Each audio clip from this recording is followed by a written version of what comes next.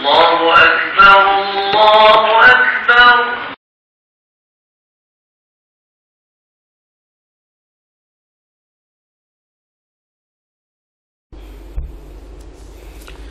Bismillahirrahmanirrahim.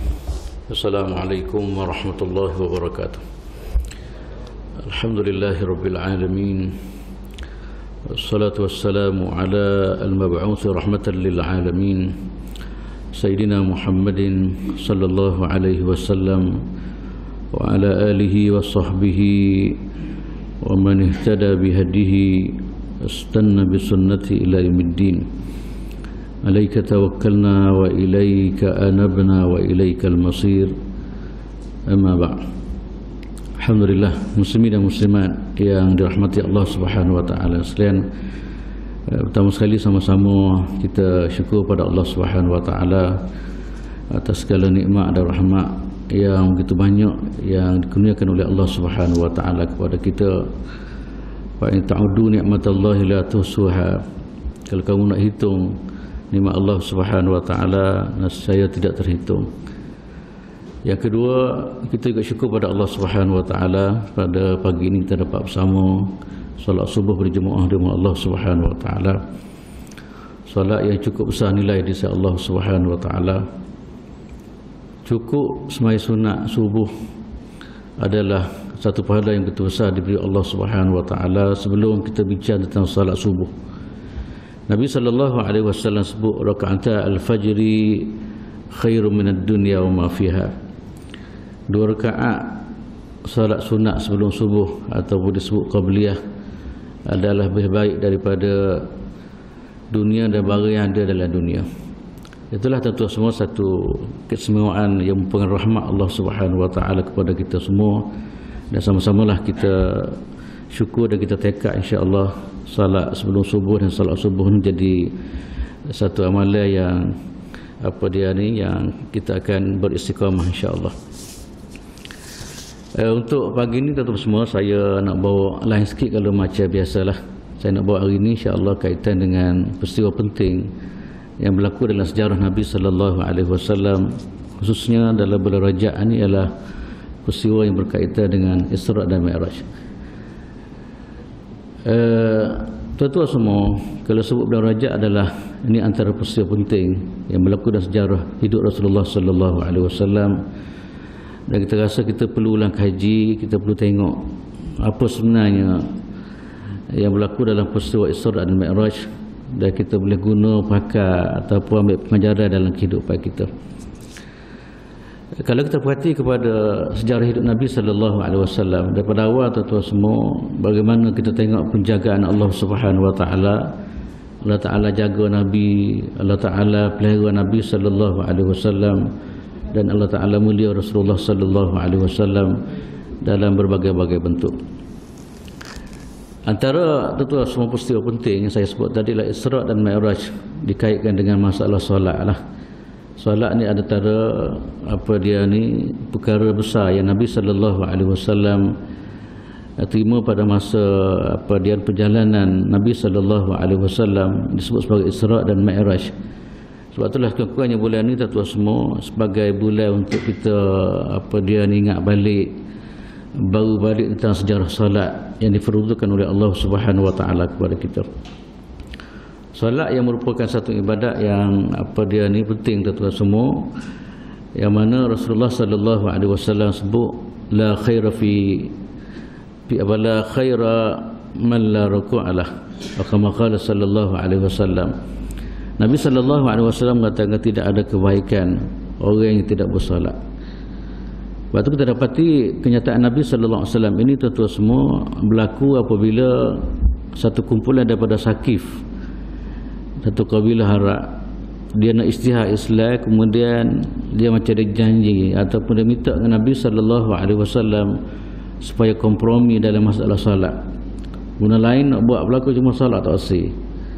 Kan? Dia minta asih semaya lah.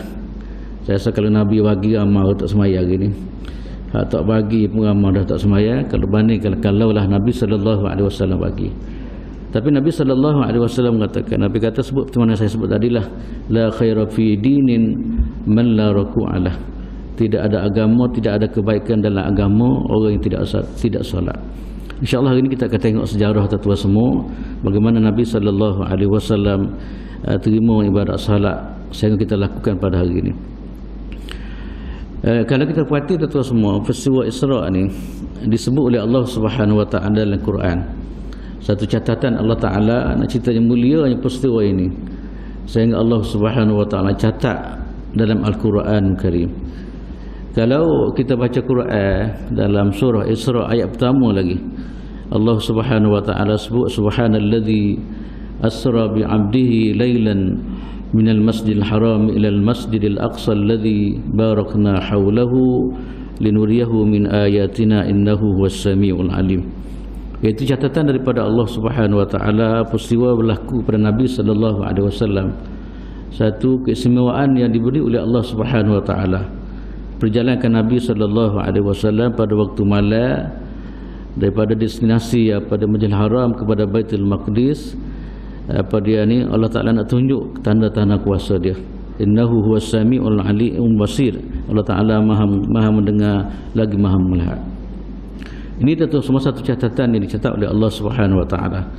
Sebab itulah mana-mana orang yang engkar peristiwa Isra' ni, tak percaya katakanlah, mana boleh ada orang pergi di orang pergi di Palestin dalam masa sebulan perjalanan daripada kota Mekah ke Palestin sana Baitul Maqdis dalam masa sebulan. Tiba-tiba Nabi sallallahu alaihi wasallam pergi sekejap. Kalau ketakdir katalah tuan-tuan berlakunya keingkaran ataupun orang tak percaya peristiwa ni, maka dari segi syaraknya adalah satu benda yang cukup bahayalah, jadi kufurlah, sebab dia tolak satu penegasan daripada Al-Quranul Karim. Sebab benda ni bukan dicerita oleh orang biasa, bukan dicerita oleh soleh tepi jalan atau mamak di kedai kopi, tak lah. Tapi satu catatan dicatat oleh Allah Subhanahu Wa Ta'ala. Kata lain, makna satu kewajipan yang kita wajib beriman. Mana-mana orang ingkar peristiwa Isra', maka wali'azubillah dia dianggap sebagai keluar daripada agama, sebab dia menentang satu ketetapan yang ditetapkan oleh Allah Subhanahu Wa Ta'ala. Kalau kita perhati dalam sejarah Nabi tuan-tuan semua, di mana apabila Nabi sallallahu alaihi wasallam start dakwah ataupun start terima agama Allah Subhanahu Wa Ta'ala, masa Nabi umur 40 tahun, maka Nabi mula buat kerja ajak manusia kepada Allah Subhanahu Wa Ta'ala. Maka tuan-tuan semua, dalam tahun lebih kurang setahun sebelum Nabi hijrah, lebih kurang 12 tahun Nabi menjalani dakwah di kota Makkah Al-Mukarramah. Kalau ikut pendapat yang pendapat yang paling kuat mengatakan setahun sebelum Nabi hijrah, itu lebih kurang 12 tahun lah Nabi berdakwah di kota Makkah Al-Mukarramah. Maka kemuliaan diberi oleh Nabi sallallahu alaihi wasallam, di mana di Isra' di Mi'raj oleh Allah Subhanahu Wa Ta'ala.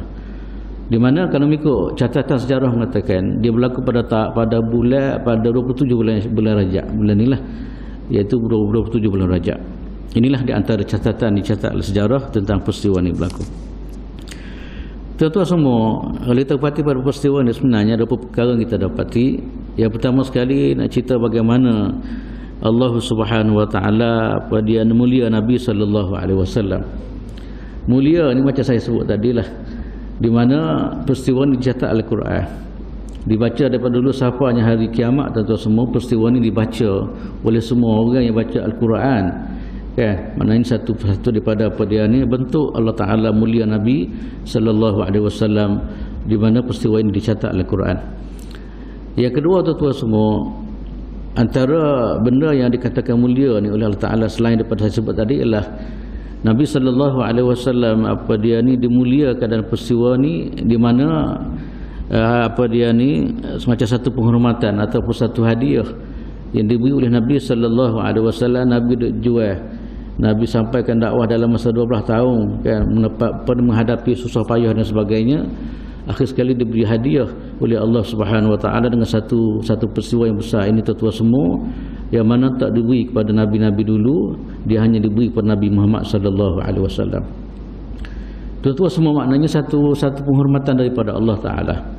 Dan Nabi kerja Islam daripada awal susah payah untuk menyebarkan, untuk menegakkan agama Allah Subhanahu Wa Ta'ala. Akhir sekali ini satu kemuliaan sebagai hadiah ataupun dipanggil mukafaah, sebagai penghormatan atau penghargaan daripada Allah Subhanahu Wa Ta'ala. di mana kita dapati penghargaan Allah Ta'ala ni tuan-tuan, bukan sekadar tu dak lah. Kita dapati dalam peristiwa Isra' Mi'raj ni, ada peristiwa Isra' sendiri kita dapati di mana Rasulullah sallallahu alaihi wasallam apabila siapa saja di kota Baitul Maqdis ataupun di Palestin sana, di mana kita faham dengan kita semua di bagaimana satu penghormatan yang diberi oleh para anbiya alaihi wassalatu wassalam, di mana pakak dok tunggu Nabi, nak supaya Nabi ni tuan-tuan semoga dia nak supaya Nabi jadi email dia orang. Dengan kata lain, maknanya satu penghormatan diberi segala-gala apa dia ada pesaka-pesaka sebelum ni serah pada Nabi sallallahu alaihi wasallam belaka. Dengan kata lain, peristiwa ni bagi isyarat kepada kita bahawa lepas ni tak ada dah agama yang paling baik kecuali agama yang dibawa oleh Rasulullah sallallahu alaihi wasallam. Waktu tak boleh dah nak dakwah kami ikut nama Nabi Ibrahim walaupun kami tak ikut Nabi Muhammad, katakanlah agama lain. Tiba-tiba ada satu kumpulan kata kami ikut Nabi Ibrahim, atau pada kumpulan kata kami ikut Nabi Musa teman orang Yahudi, ataupun kami ikut Nabi Isa, semua daripada Tuhan belaka kata dia. Tapi sebenarnya tak boleh kata Tuhan semua. Ini adalah apa dia ni adalah zaman Nabi sallallahu alaihi wasallam. Di mana kita dapat dalam peristiwa tadi seolah-olah Nabi lain terseluruh segala-gala dah. Tugasan yang telah diamanah oleh Allah Subhanahu wa taala, agama ini dibawa ataupun dipandu oleh Rasulullah sallallahu alaihi wasallam. Sebab tu Nabi sallallahu alaihi wasallam sebut dalam satu riwayat mengatakan, "Lau kana Musa hayyan ma wasi'ahu illa yattabi'ani." Kalaulah Nabi Musa alaihissalam tu masih hidup ada pada hari ini, kata Rasulullah sallallahu alaihi wasallam, nescaya dia akan ikut aku. Hatta dalam peristiwa akhir yang kita dengar di mana Nabi Musa akan mari pun tuan-tuan semua akan turun semula oleh Allah Subhanahu wa taala. Sekarang dia angkat ke langit tuan-tuan semua. Maknanya dia walaupun dia mari semula tak boleh nak dakwa kata agama Kristian adalah terbaik sebab Nabi Musa mari akhir zaman. Tapi dia mari adalah tuan-tuan semua adalah apa dia ni dengan syariat yang dibawa oleh Nabi sallallahu alaihi wasallam, bukan syariat dia dulu dak, tapi dia mari adalah bawa dan menyeru kepada syariat yang dibawa oleh Nabi Muhammad sallallahu alaihi wasallam. Yang kedua pula tuan-tuan semua, peristiwa hijrah pada Isra' Mi'raj ni adalah sebagai peristiwa untuk menghiburkan hati Nabi. Kan Allah Taala dia guna kaedah bagaimana menghiburkan hati Nabi. Sebab Nabi ni mana yang saya sebut tadilah dalam perjuangan menegakkan agama Allah Subhanahu wa taala, apabila start mula dakwah maka halangan yang begitu dahsyat sekali lah.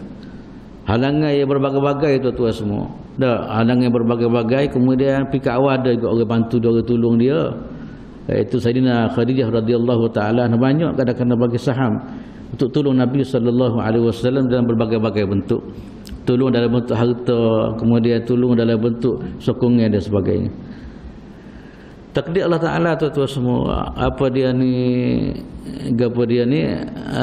Khadijah tu meninggal dunia.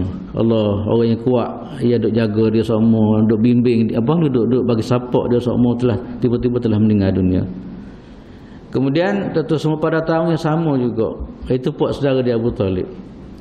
Pak saudara dia Abu Talib ni walaupun dia tak terima Islam, tapi dia adalah bagi ruang pada Nabi sallallahu alaihi wasallam untuk menyebarkan Islam. Orang lain tak beranilah nak sekat Nabi ataupun ahli Nabi nak buat pelik-pelik Nabi sebab adanya Abu Talib. Sebab itulah masa tu tuan-tuan semua Nabi dia guna Abu Talib. Walaupun banyak kali Nabi dakwah dia, tapi dia tak terima juga. Tapi yang kuliah maknanya walaupun dia tak terima, tapi dia di antara orang yang bagi banyak bagi saham, bagi peluang kepada Nabi sallallahu alaihi wasallam untuk saya berdakwah. Sebab itulah Nabi pernah sebut, Nabi kata mana lat minni quraisyun syai'an akrahuhu hatta mata Abu Talib. Nabi kata Quraisy ni tak berani buat gapo kepada aku lah. Tak berani nak buat benda pelik-pelik kepada aku. Kerana apa? Kerana adanya Abu Talib. Apabila Abu Talib tak ada, maka tuan-tuan semua adalah peluang dia adalah untuk buat segala-galanya kepada Nabi sallallahu alaihi wasallam. Kemudian lepas tu pula tuan-tuan semua, bila dua orang mati ke apa semua, kemudian sambutan di kota Mekah pun memang tak berapa sangatlah. Maka Nabi sallallahu alaihi wasallam dia harap sangat kemungkinan di sana di satu tempat lagi nama dia Taif. Taif ni lebih kurang 80 km lah daripada kota Mekah ke Taif ni. Harap mana orang Mekah ni tak berapa minat sangat dah. Kita harap maknanya dia Nabi SAW harap kemungkinan di sana ada orang yang akan mendimu agama Allah Subhanahu Wa Taala. Kebetulan pula waris Nabi pun ramai sana, harap-harap pergi sana orang boleh terima lah. Tiba-tiba tuan-tuan semua pergi sana bukan sekadar tak boleh terima.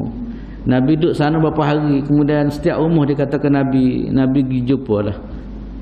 Kan, setiap rumah Nabi pergi jumpa atas dasar untuk nak perkenalkan Islam. Ajak dia kepada Allah Subhanahu Wa Taala. Ni tuan-tuan semua kerja Nabi sampai gitu sekali lah. Kan, nak sapa Islam pada kita learn gitulah tuan-tuan, susah payahnya bermulanya Nabi sallallahu alaihi wasallam untuk saya berdakwah. Kan? Dikatakan berapa hari duduk sana, kemudian setiap rumah Nabi pergi. Nabi ajak dia orang kepada Islam. Tetapi rupa-rupanya dia orang ni tak terima juga. Bukan sekadar tak terima tuan-tuan semua, dia buat gapo-gapo yang bukan-bukan kepada Nabi sallallahu alaihi wasallam. Di mana yang kita dengar dia orang apa dia ni tagur batu gapo semua sehingga dikatakan Nabi sallallahu alaihi wasallam berdarah. Dan Nabi pada masa itu pun Nabi bukan jenis balas dan niaga pada lah. Walaupun datangnya malaikat yang minta izin nak binasa apa-apa tu, tapi Nabi tak say. Nabi kata tak apalah. Nabi kata la'allallaha yukhrija min aslabihim man ya'budullaha wahdah. Nabi sallallahu alaihi wasallam Nabi harap sangat walaupun hari ni dia tak boleh terima.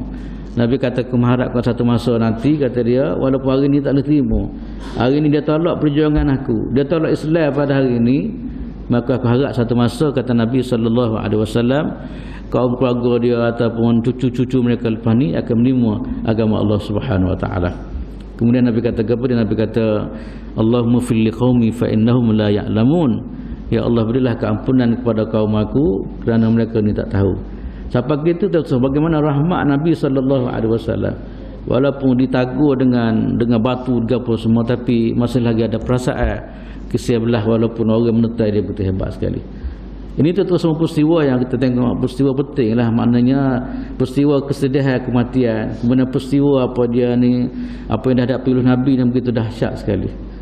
Maka tuan-tuan semua dengan peristiwa Isra' Mi'raj ni adalah sebagai apa panggil, peristiwa dia panggil menghiburkan hati Nabi. Kan? Menghiburkan hati Nabi sallallahu alaihi wasallam. Tak menghiburkan hati Nabi sallallahu alaihi wasallam, Nabi bawa jalan, Nabi dibawa jalan ada. Kemudian Nabi dapat tengok bagaimana apa dia kebesaran dan kehebatan Allah Subhanahu Wa Taala. Maknanya wahai Muhammad seolah-olah gini nak ajar Nabi, tak usah bimbanglah. Tak usah takutlah, sebenarnya apa yang kamu bawa telah bawa yang apa yang paling hebat, iaitu satu ajaran yang datang daripada Allah Taala, yang kamu tengok bagaimana kuasa Tuhan di langit dan di bumi sana.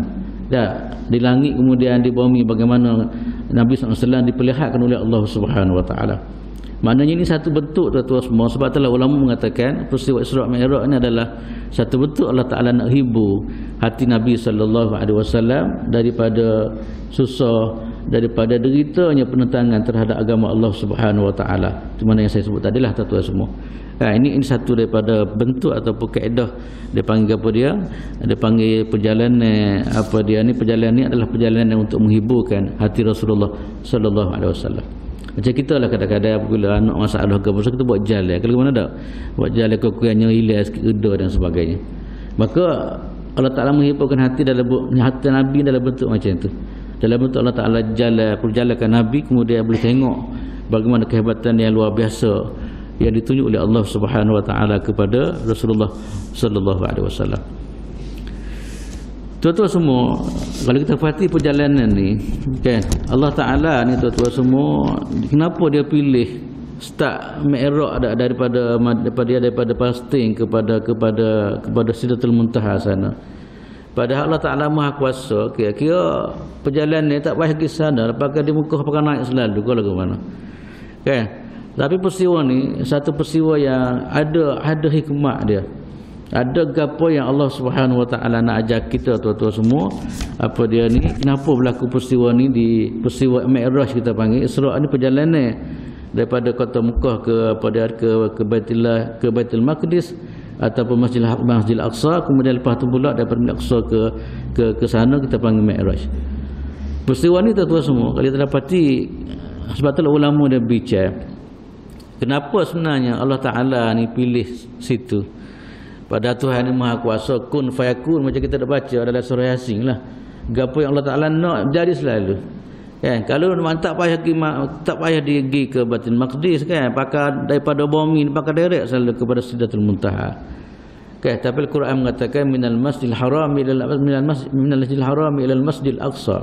Kenapa tuan-tuan semua Nabi sallallahu alaihi wasallam dipilih oleh Allah Subhanahu wa taala perjalanan ni sebelum pergi ke Mi'raj, naik ke langit sana, pergi kepada Baitul Maqdis dulu. Tuan-tuan semua, kalau kita perhati kepada perbincangan di kalangan ulama lah.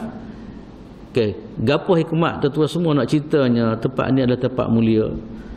Masjid Al-Aqsa adalah tempat di antara tempat mulia tuan-tuan semua. Dalam Islam dia ada 3 tempat yang dikatakan mulia di sisi Allah SWT. Dia panggil tempat suci lah. Okey, antaranya lah Badar Mekah, kemudian Madinah, kemudian di Baitul Maqdis. Dan juga riwayat mengatakan hatta di akhir zaman bukanlah marinya Dajjal untuk merosak ke dunia, dia boleh jalan mana-mana tempat tuan-tuan semua. Dan dikatakan 3 tempat ni tak masa lagi diterusina. Dan riwayat mengatakan dia tak boleh masuk kawasan-kawasan ni. Kawasan yang dimuliakan oleh Allah Subhanahu wa taala. Kemudian kawasan ni tuan-tuan semua dari segi ibadat pun banyak nilai dia. Sebab tu Nabi sallallahu alaihi wasallam mengatakan la tushaddur rihal illa ila salasati masajid. Kalau kamu nak pergi jalan lagi lah 3 masjid ni, Nabi kata. Mulianya tuan-tuan semua 3 masjid ni. Yang pertama sekali Masjidil Haram, semaya banyak pahala dia.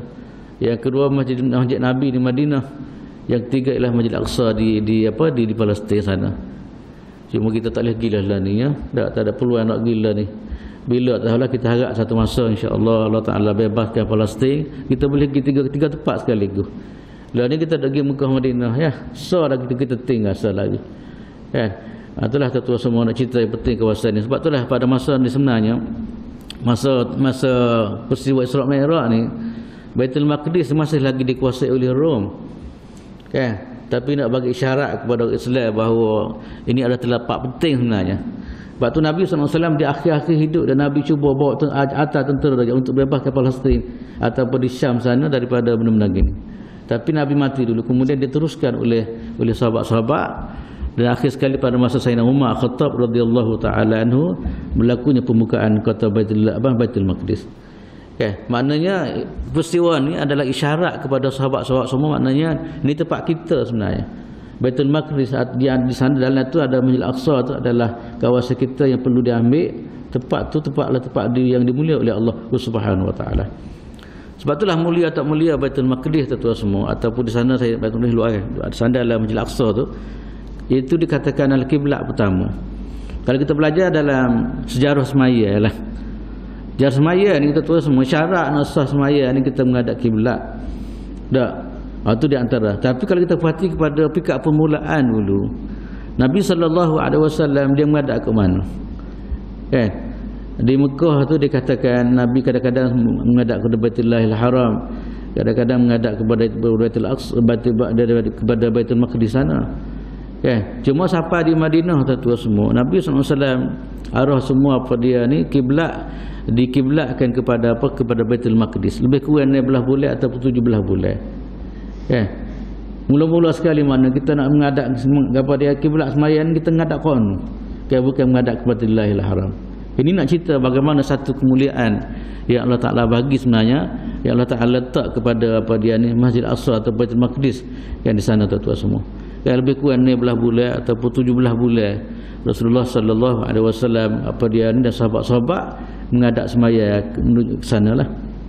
Cuma Rasulullah kadang akhir sekali tak berapa rasa nak klik Mekah juga. Dah sebab tu riwayat mengatakan Nabi lengok langit. Dah dalam Quran sebut qad nara taqalluba wajhika fis sama' falanwalliyannaka qiblatan tardaha fawalli wajhaka syatral masjidil haram. Nabi ni dalam keadaan Nabi berkiblat sana, tapi Nabi pun kadang-kadang mari masa nak juga ita-ita lengok langit, takut tu wahyu daripada Allah Taala, di mana hati-hati dia agak sangat kalau boleh menghadap semula kepada menghadap kepada Baitullahil Haram. Maka takdir Allah Taala turun ayat yang saya baca tadi, maka bermula daripada itulah baru balik semula pada kiblat kepada Baitullahil Haram. Kemudian yang kedua pula tuan-tuan semua, Baitul Maqdis macam saya sebut tadilah, di segi mulia dia, di segi nilai pahala ibadat kan 500 kali kalau banding dengan tempat lain. Ibadat yang dibuat situ di segi pahalanya adalah apa ni, kalau solat lebih besar daripada tempat lain 500 kali ganda. Inilah kita rasa cita-cita sangatlah kalau boleh Allah Ta'ala bebaskan, kemudian kita pakat pergi sana pula. Cuma ni masyarakat Melayu kita ni tak kenal ada Baitul Maqdis ni, dia kenal apa, dia Mekah dengan Madinah ya. Di rumah dia pun dia tepek kedua agama tu ya. Ya, tapi sebenarnya tuan semua dalam Islam 3 tempat suci ni makna mesti dijaga sebenarnya. Sebab tu lah orang duk jual daripada dulu kita tuan semua. Daripada awal apabila apabila jatuh Islam, apa Baitul Maqdis boleh ke Islam. Lama tu boleh bermula pada masa Sayyidina Umar Khattab radhiyallahu taala anhu. Dia sapa satu masa dia ambil oleh orang Kristian Rom, orang Kristian dalam dia berperang, dia panggil perang salib. Ya, jatuh tuan-tuan semua, jatuh lepas tu mari pula sekitar 70 tahun pula boleh rapas semula, kemudian tahun 97 pula boleh demo pula. Cuma ni siapa nak bebas tu Allah Alam lah. Ya, kalau dulu kita dengar Salahuddin Al-Ayyubi rahimahullah ta'ala dapat bebas, Sayyidina Umar membebaskan, kemudian lepas tu pula Salahuddin Al-Ayyubi membebaskan. Cuma ni nak tunggu siapa Allah Alam. Tapi kalau tengoklah ni kepada kerajaan Arab, pemimpin Arab nak gaya tak boleh jadi, nak gaya tak, bukan tak boleh jadi, jual pula agama kadang-kadang. Itu masalah yang berlaku sekarang.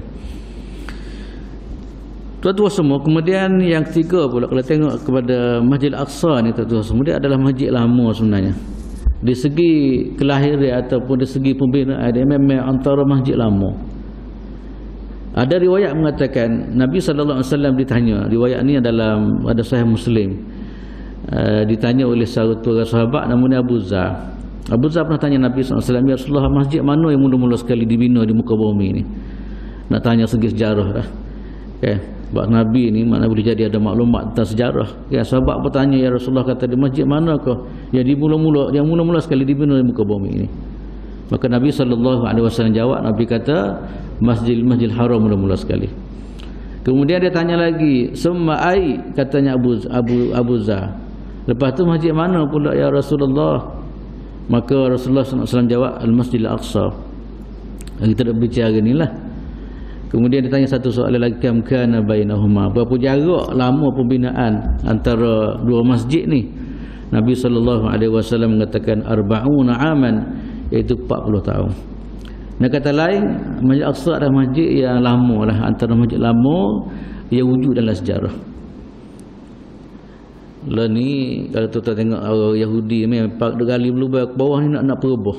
Dia gali lubang ke bawah tu dia nak ubah. Konon yang kata dia bawah tak ada Haikal Sulaiman, kata dia. Tempat Nabi Sulaiman beribadat. Kononnya dia puja Nabi Sulaiman lah. Ada usaha tu semua, tapi Allah Ta'ala jaga, sekat dia jaga lagi lah. Dia gali daripada bawah tu. Kemudian dia cuba nak guling apa dia ni, gitulah berkuat dia. Dan hak bakar tu banyak kali salah bakarnya. Kita tengok sejarah bagaimana dia orang bakar kan. Kalau boleh tak suruh ada benda tu dalam di bawah Palestin sana. Tapi tu sekat ni alhamdulillah Allah Ta'ala jaga lagi, dan insya-Allah kita jaga selama-lamanya lah insya-Allah Ta'ala. Cuma lah ni kita nak tunggu siapa yang akan bebas Palestin gitu ya lah. Ya. Kemudian tuan-tuan semua, siapa apabila Nabi SAW siapa dari Palestin macam saya sebut tadi lah. Kemudian sanalah Nabi semaya bersama-sama dengan para sahabat dan para anbiya alaihi wassalatu wassalam. Semaya jadi email lah Nabi. Saat dia email, tak email kepada orang yang paling mulia, dimulia oleh Allah Subhanahu taala. Bukan email jadi apa ni makmum orang kapun dak, makmum orang hebat-hebat belaka ni di kalangan anbiya alaihi wassalatu wassalam. Kan semasa-masa duk tunggu Rasulullah supaya mengimamkan mereka. Kan. Kemudian tuan-tuan semua, dalam perjalanan ni saya nak sebut sikit adalah satu perjalanan yang cukup hebatlah, perjalanan dengan Jibril alaihissalam. Kan, daripada Isra, daripada Palestin ke langit sana bersama dengan Jibril alaihissalam. Okay. Seperti tengok dalam perjalanan tu kita dapati perjalanan memang bukan sore lah ni, perjalanan berjemaah dia panggil. Okay. Sebab tu dalam Islam ni, hatta dalam musafir ke apa semua pun kita diajar apa dia ni, ajar berjemaah kita panggil. Okay. Maka tuan-tuan semua, Nabi sallallahu alaihi wasallam bersama dengan Jibril alaihissalam dan diberi penghormatan. Setiap langit tu mana yang saya malah cerita secara detail lah, kita tahu belakang dah. Kan setiap langit tu semua apa dia ni ada para anbiya alaihi wassalatu wasallam nak bagi penghormatan kepada Rasulullah sallallahu alaihi wasallam. Kan Jibril pun sebelum sapa tu Nabi Jibril minta izin dulu. Setiap langit Jibril alaihi salam minta izin nak masuk. Walaupun Jibril ni dikatakan hebat kan, tapi gitulah tempat-tempat orang ni kena minta izin kalau bagaimana. Tak, kita nak masuk tempat orang walaupun kita hebat macam mana sekalipun, adab dalam Islam kita kena minta izin. Sebab tu dalam Islam apa dia ni Allah Taala sebut apa, ya ayyuhallazina amanu la tadkhulu buyutan ghayra buyutikum hatta tasta'nisu wa tusallimu ala ahliha. Allah Taala pesan kepada orang beriman ni nak masuk rumah orang kena minta izin dulu. Tak, minta izin, pakai jangan masuk gitu tak boleh. Dan inilah satu pengajaran yang kita boleh ambil dalam peristiwa apa dia ni Rasulullah SAW di Mi'raj bersama Jibril itu minta izin. Minta izin daripada para malaikat yang nak jaga pintu langit yang telah diamanahkan oleh Allah Subhanahu wa taala. Tentu semua saya nak ringkaskan cerita ni di mana apabila gitu sapa satu tempat, kemudian apa dia ni Jibril tak boleh naik sapa akhir sekali lah. Kemudian Nabi sorang lagi. Ada ulama kata nak cerita kepada kita bahawa mulianya manusia ni, kalau manusia ni hebat sungguh, ya dia akan mulia lebih daripada malaikat. Siapa macam Nabi dalam kisah ni tua semua dikatakan apa dia ni nak cerita ulama dia buat setengah ulama dia buat satu kesimpulan. Nak cerita manusia ni kalau hebat sungguh maka darjat dia, pangkat dia ada lebih daripada malaikat Allah Subhanahu wa taala. Tuan-tuan semua apabila berlaku macam tu, membuat sapalah satu tempat Nabi sallallahu alaihi wasallam ni, kita masuk bab semaya sekarang ni, kemudian apa dia ni sapa sana, kemudian rupa-rupanya satu penghormatan daripada Allah Ta'ala nak bagi satu amalan yang cukup besar nilai lah semaya lah. Nak cerita tu semua semaya ni kalau banding dengan ibadat lain di bumi belaka, zakat ke haji ke apa semua kan, Allah Ta'ala fardu dia di bumi kan. Tapi semaya ni mulia tak mulianya, istimewa tak istimewa tu Allah Ta'ala ajak Nabi kemudian bagi sendiri kan. Sebab tu lah kalau orang tak semaya ni memang teruk sangat lah. Ya, Allah Ta'ala mulia gitu atas pada dia panggil Nabi pergi, kemudian hadiah semaya pula kan. Sebab itulah kalau orang tak semaya ni memang cukup apa dia ni teruk sangatlah tuan-tuan semua. Tak. Sebab itulah saya nak sebut sikit semaya ni tuan-tuan semua. Kalau kita perhati kepada hadis Nabi SAW lah, ceritanya semaya ni kalau benar-benar kita melaksanakan dengan molek. Tak. Laksana dengan molek semaya ni dia ada perkara yang Tuhan akan bagi kita. Nak ceritanya special semaya pertama sekali diberi di sana tuan-tuan semua tak diberi di dunia. Kita cuba tengok figure dia special yang semaya ni kalau benar-benar kita boleh buat dalam keadaan molek. Yang pertama sekali semaya ni kata dalam hadis Nabi kata as-salatu nurun. Semaya ni cahaya sebenarnya. Sebab itulah orang yang benar-benar semaya ni cahaya situ dua makna. Pertama sekali cahaya kata lain dia di akhirat. Allah Ta'ala akan bagi cahaya apa dia ni kepada orang yang semaya ni, khususnya orang mari semaya pada waktu dalam keadaan gelap macam saya sebut sebelum ni lah.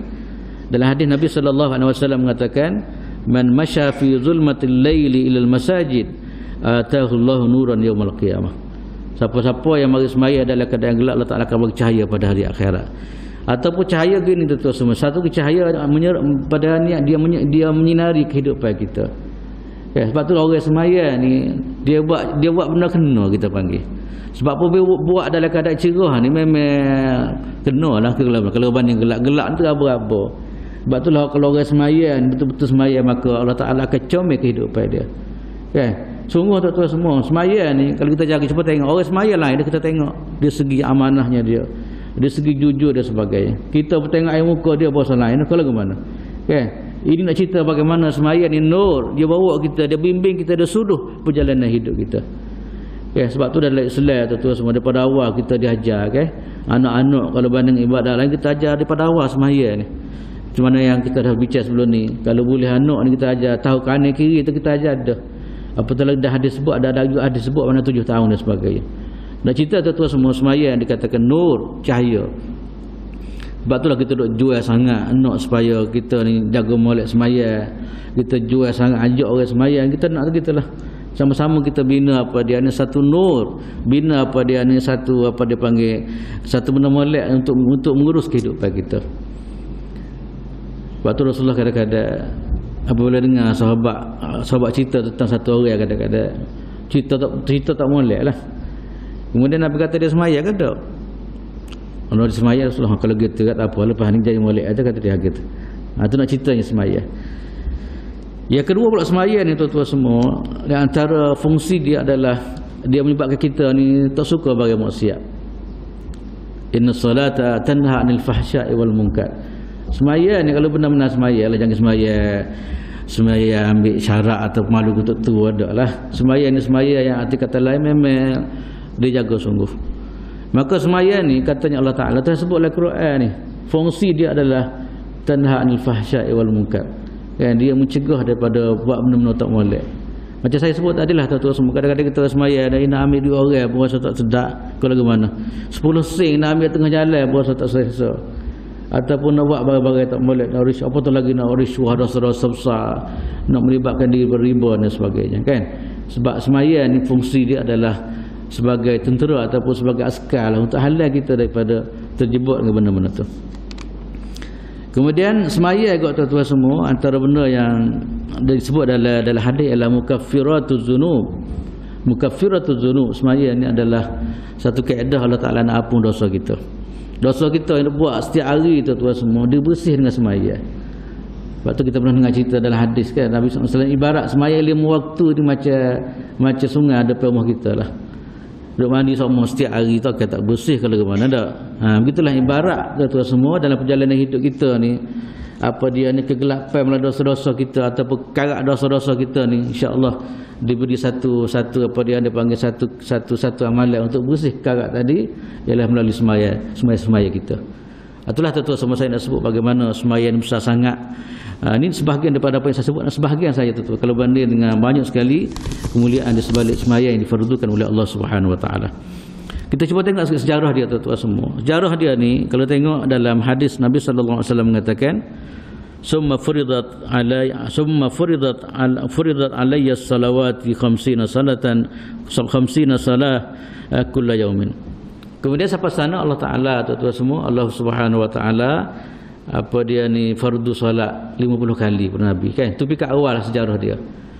50 kali ni memang tak boleh nak buat rasanya. Tapi gitulah Nabi sallallahu alaihi wasallam sami'na wa ata'na. Nabi ni dengar arahan Allah Taala, tak kiralah ini arahan Allah Subhanahu Wa Taala, tak tahu tak gapolah, terima 50 kali sembahyang.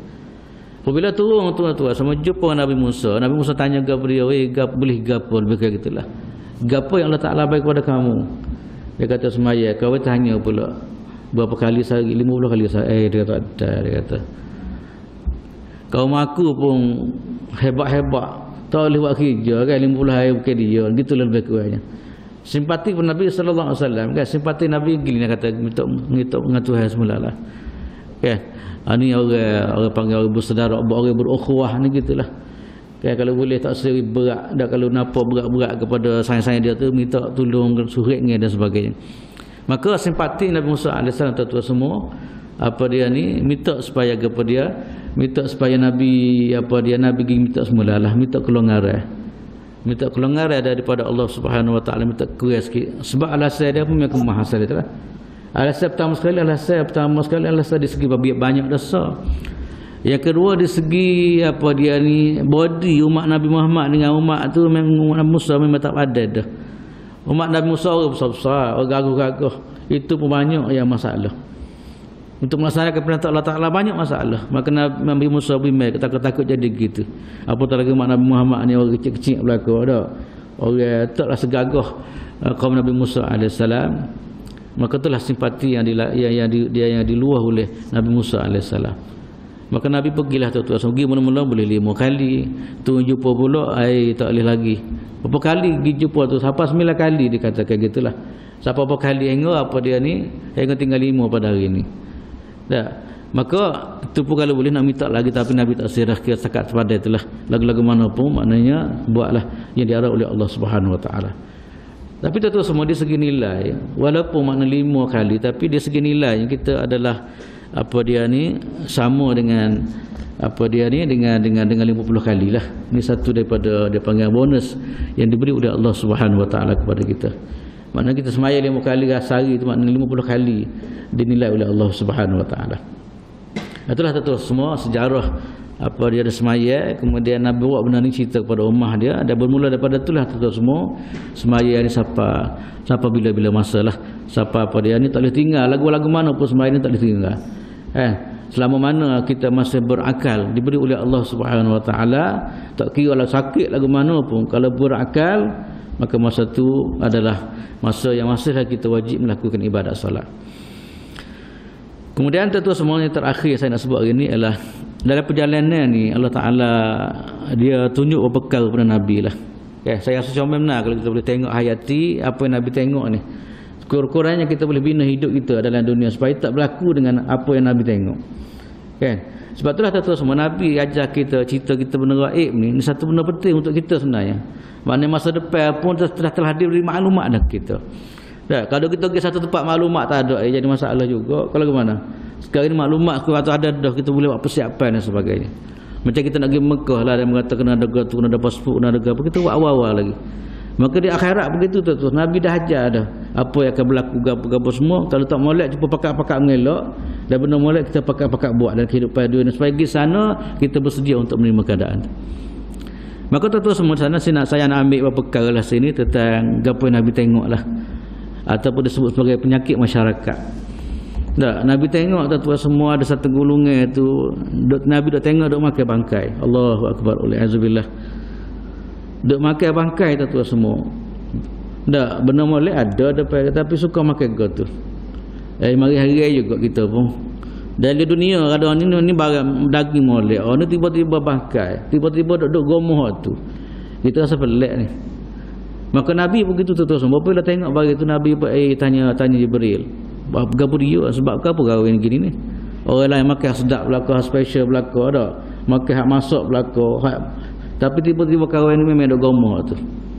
Maka Nabi SAW mengatakan haula'il ladzina ya'kuluna luhumun nas. Sebenarnya orang ni dalam kehidupan dunia dia duk makan gapo dia ni, apa dia daging-daging manusia. Ngupaklah dak ngupak. Ni barang-barang ni barang mudah berlaku tuan-tuan semua ni. Barang-barang cukup selesa bab ngupak ni, tak payah guna duit gapo ni. Dia jadi berlaku, ketuk lebah cara ketuk lebah, orang aling cara ketuk aling dia. Orang jahil sama telah lah. Tuan-tuan semua bab ngupak ni satu kesalahan besar dalam Islam. Sebenarnya ngupak ni kita sering ingat, tapi sebenarnya segi kesilapan dia dosa besar. Tuan-tuan semua bukan jenis kecil-kecil ni. Sampai peringkat Nabi tengok ini satu golongan yang diperlihatkan oleh Allah Subhanahu Wa Taala kepada Nabi sallallahu alaihi wasallam pada hari akhirat. Kita doalah supaya kita selamat insya-Allah taala. Sebab tu kalau kita tally dengan semaya yang kita buat tadi tuan-tuan semua, bila semaya itu sepenuh tak akan jadi barang-barang gini.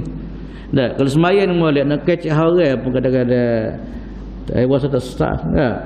Cuba kadang-kadang kita pergi tempat ulama-ulama hebat-hebat, kita nak cakap haram depan dia pun tak sedap. Kadang-kadang dia paling kot lain selalu kadang-kadang, ataupun dia ahli tahajud lain. Tapi kalau jumpa gigi kita tak apa, 2 jam tak apa lagi, 2 jam 3 jam pun dah lagi. Duk masuk kedai kopi kadang-kadang 5 minit yang sampai dah 2 jam kadang-kadang.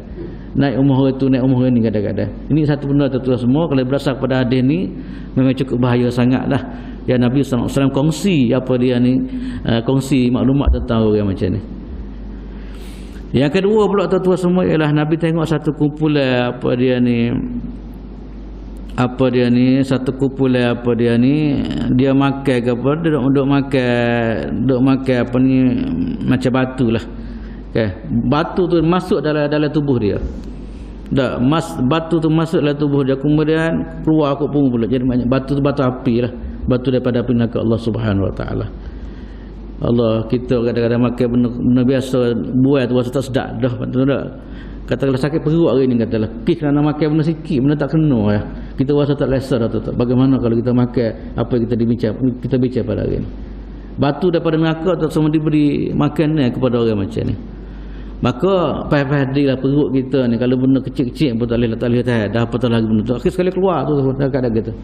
Dia berlaku bukan sekejap semua, berterusan berlaku macam tu. Maka Nabi sallallahu alaihi wasallam diberitahu, Nabi kata, diberitahu oleh Jibril, haula'i akalatu amwalil yatama zulman. Orang ni wahai Muhammad, kata dia, kerja dalam dunia ni dia makan harta anak yatim. Ni banyak berlaku sekarang ni kadang-kadang ni, harta anak yatim ni. Lah ni kadang-kadang dia buat sekolah anak yatim kononnya. Pada ambil ni yatim tu 3 orang ya. Sebab mudah nak pacing apa dia ni duit. Biasa orang punya anak yatim ni memang orang suka, orang minat. Kalau ni berbagai-bagai bentuk tu semua orang boleh buat. Kan? Kononnya atas nama apa dia ni isu anak yatim ni. Itulah tu semua kita pakat-pakat tengoklah. Anak yatim ni pahala besar dari segi pelera dia nya. Tapi pengkhianatan kepada dia adalah satu bala yang begitu besar. Itu mana yang kita baca tadilah. Kan? Itulah keadaan orang yang hidup apa dia ni duk makan harta anak yatim. Wal'azubillah. Ini isu semasa berlaku tuan-tuan, walaupun Nabi cerita ni benar ni lama dah, tapi inilah keadaan yang berlaku pada hari ni. Yang ketiga pula ialah Nabi tengok satu kumpulan apa dia ni duk makan apa dia, dalam perut mereka ni ada ular. Ular banyak dalam perut dia.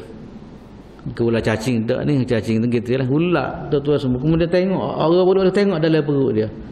Macam kita tengok akuarium di kedai ada di tempat kita tengok dalam ada tengok boleh tengok belakang dalam.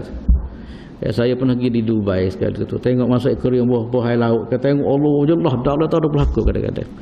Maka dalam peristiwa ni tuan-tuan, perut dia ni adalah perut besar. Kemudian dalam tu ada ular dalam tu. Kemudian benda tu boleh tengok ular, boleh tengok ular dalam tu. Allah satu benda yang cukup ngeri lah. Nabi SAW tengok Allah kesiannya Nabi tengok dia orang ni. Nabi tanya Jibril, siapa dia orang ni ya Rasulullah? Rasul kata apa dia ni? Jibril kata haula'i akalatur riba. Orang ni orang makan riba. Ni tu semua antara isu semasa ni. Kadang-kadang kita lah ni bak riba jadi macam kemudian macam dah biasa dah, macam daging darah dah ni kadang-kadang. Sebab itulah kena pakai beringat lah supaya apa. Kita bimbang benda-benda gitu. Ni Nabi sebut dah. Lepas ni tak ada alasan. Ya hamba tak tahu ya Rasulullah tak tahu ni kan. Ni cerita ni ada apa ni soalan baca Nabi bagi tahu kita dah. Okey. Kata kita menduga tak baca kita tak tahu lagi. Soalan dah Nabi bagi tahu dah soalan benda gini.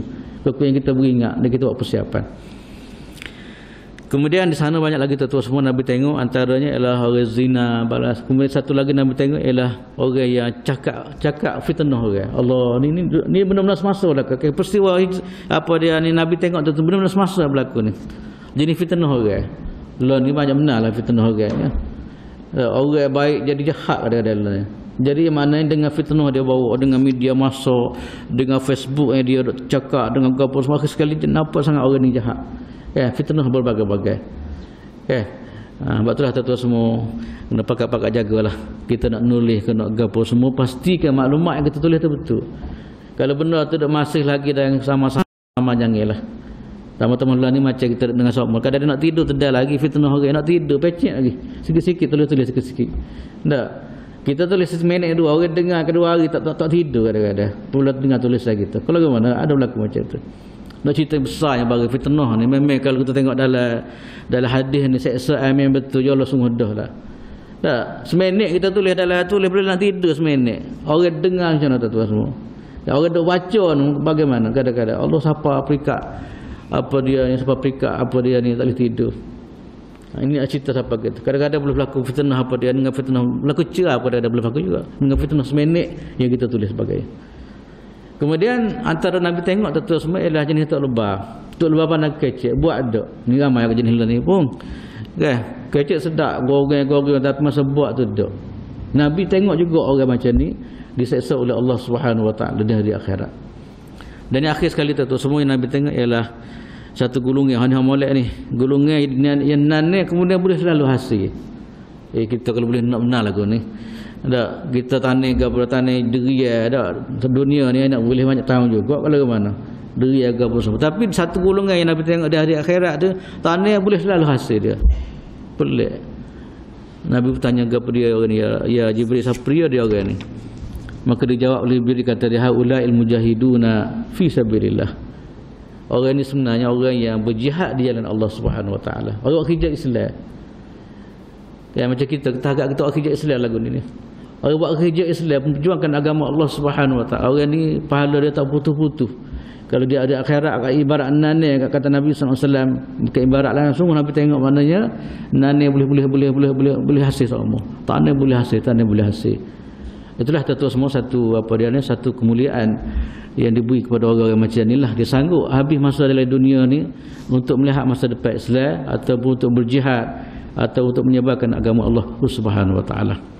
Itulah tentu semua yang saya dapat kongsi secara ringkas pada pagi ini.